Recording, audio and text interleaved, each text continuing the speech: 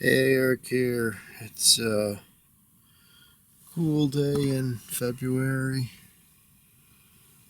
A little pool out there forming from my sump pump. It's about 40 out in the LeSharo today, relaxing. Found this old brochure. Not the way it's old, it's 2007. These are just coming down in price. They're still pretty pricey though for something like that. About 45,000, 40,000, 35 if you're real lucky to find something like that. But they're a pretty nice little setup, 23 foot long. You can still put it in a normal spot. Back then they advertised, 17 to 19 miles a gallon, which they can get, It's a great setup. What I've kind of always looked, wanted. It's a great way to travel still and be compact and be able to fit in a parking spot. And it's not stealth or anything, but either am I. But it gives you a lot of room for a couple people and great gas mileage, so it's not costing you a fortune. So, and then I found my fuel pump. I've had this for a while. I just had the spare one on hand because you never know. Something that's given me issues, it seems like. Once in a while I have issues with, after it sits over the winter, I go start it up and it doesn't seem to want to start. And I always try to put dry gas and good 92 octane fuel in it and stuff. But that's where I got it from these guys. They seem pretty good right on eBay, I think it was.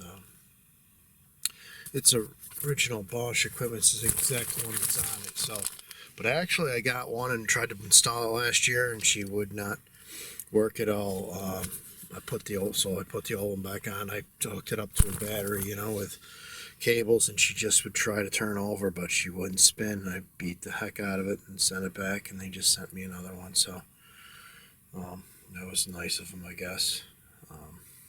After I had it a couple months. I don't know what the return date is on it, but so it's nice to have a spare of something like that, because it seems like it's an issue that I sometimes have. It's quite easy to change. You just change the two little wires, nuts on there, and just stick the thing in, tighten down the clamp. So for me, it's a nice thing to keep in backup. So, still not really moving here. Stuck in place. But there's one of my little fans I have. I did buy one of the fantastic fans, the portable unit there. I think some other guys have talked about it, but I've had mine for, I don't know when I got it last year. I have it in the truck. And it just plugs into 12 volt. But this one's battery operated or but it ain't nothing like that one there. But it's got a high and low range. Seems like somebody I've seen has these too, but it takes 4D batteries. But it runs for quite a few days on the D batteries. Just a little light I have it. When the power goes out, it turns on automatically. They're kind of slick to have. So that's about it today. This is my little TV that flips down that I was talking about the other day with that I want to hook the Roku box up to.